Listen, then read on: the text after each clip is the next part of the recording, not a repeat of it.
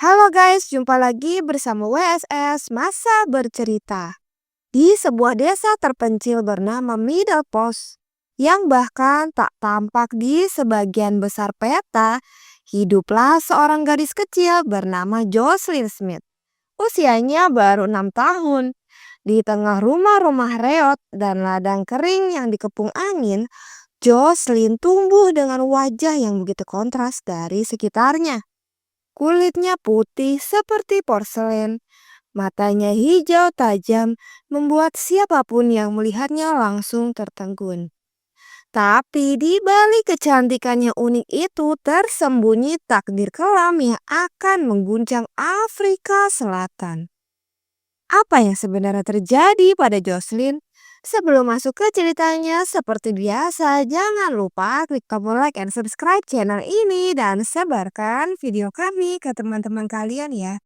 Bersama saya Aprilia, sekarang kita mulai masuk ke ceritanya. Jocelyn tinggal bersama ibunya yaitu Kelly Smith dan pacarnya sang ibu yang bernama Jackie Apolis di sebuah gubuk kecil di pinggiran desa. Rumah itu lebih mirip tumpukan seng karatan dan kayu bekas daripada tempat yang layak untuk dihuni. Tetangga sering melihat Jocelyn bermain sendiri, kadang tanpa sepatu, tanpa senyum, hanya diam di pojokan halaman berdebu. Kelly Smith, ibunya Jocelyn ini dikenal sebagai wanita yang keras dan tertutup. Banyak yang tahu ia sering meminta-minta makanan atau bantuan. Beberapa warga mencurigainya sebagai pengguna narkoboy, tetapi tak ada yang benar-benar berani menegurnya secara langsung. Singkat cerita, pada tanggal 19 Februari 2024, hari itu Jocelyn tidak datang ke sekolah. Kelly mengaku bahwa anaknya sedang sakit. Namun beberapa jam kemudian, dia melaporkan bahwa Jocelyn menghilang dari rumah. Kepanikan akhirnya melanda Middle Post. Polisi, warga desa, bahkan relawan dari kota terdekat ikut turun tangan mencarinya. Mereka menyisir semak-semak, menggeledah rumah-rumah kosong dan menempelkan foto Jocelyn di setiap tiang listrik. Tapi sayangnya 1 hari pun berlalu. 2 hari, seminggu tidak pernah terlihat jejak dari Jocelyn. Di awal pencarian, simpati mengalir untuk Kelly sang ibu. Tapi seiring berjalannya waktu dan kecurigaan mulai tumbuh di antara mereka. Polisi pun menginterogasi Kelly. Ia bersikeras bahwa saat Jocelyn hilang, ia sedang bekerja sebagai pembantu di rumah seorang wanita bernama Caroline Zegers. Sebagaimana rutinitasnya selama 4 tahun.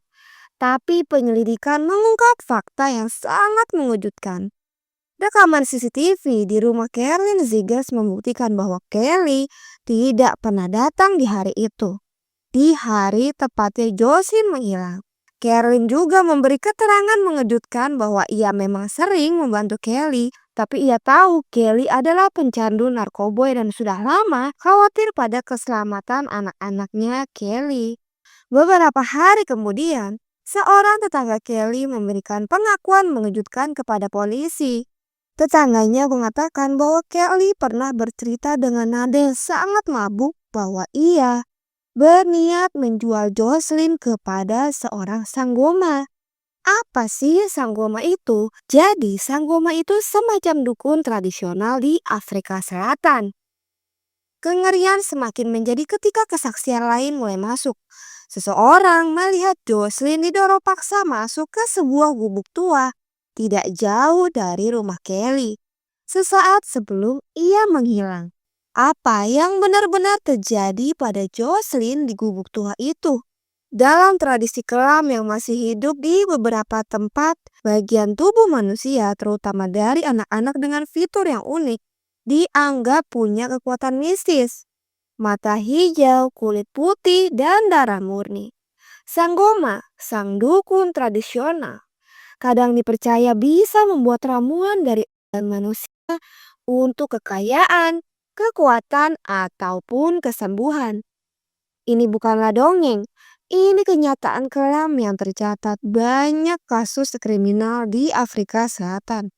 Dan Jocelyn, Kulitnya putih dan mata hijaunya selalu menjadi target para dukun tersebut. Singkat cerita, pada bulan Maret 2025, lebih dari setahun setelah Jocelyn menghilang, polisi berhasil menangkap 3 orang, yaitu Kelly Smith, ibu dari Jocelyn, Jacqueline Apolis, pacarnya Kelly, dan Stefano Van Ryn, teman dari mereka. Ketiganya dituduh melakukan perdagangan manusia dan penculikan.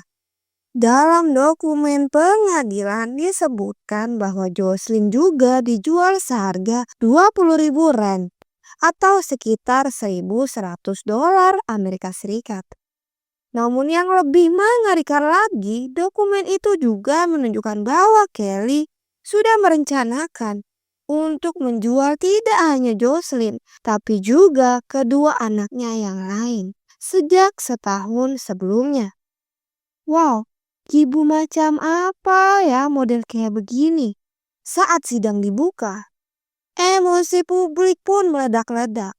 Masa berdemo di luar gedung pengadilan. Mereka membawa poster bertuliskan, "Ibu macam apa kau ini? Kembalikan Jocelyn dan tangkap sang Guma." Salah satu guru Jocelyn bersaksi bahwa saat pencarian masih berlangsung, Kelly sempat berkata kepadanya, "Saya sudah tidak tahan hidup seperti ini. Saya harus melakukan sesuatu." Hingga Mei 2025, jasad Jocelyn belum ditemukan. Tidak ada yang tahu apakah ia masih hidup atau sudah menjadi korban praktik ritual gelap. Kelly, Jacqueline, dan Stefano belum dijatuhi hukuman karena sidang masih berlangsung. Tapi satu hal yang jelas, masyarakat sudah menjatuhkan vonis mereka. Kisah Jocelyn Smith bukan hanya tentang seorang anak yang hilang. Ini tentang kegagalan sistem, tentang kemiskinan yang melintir naluri seorang ibu, tentang kepercayaan tradisional yang dijadikan sebagai alasan untuk membunuh. Dan hingga hari ini, di sudut middle post yang sunyi, angin masih berhembus membawa bisikan. Di manakah Jocelyn? Jadi itulah guys kisah tentang pengkhianatan seorang ibu. Kisah tragis Jocelyn Smith yang dijual kepada sang dukun demi kulit dan matanya.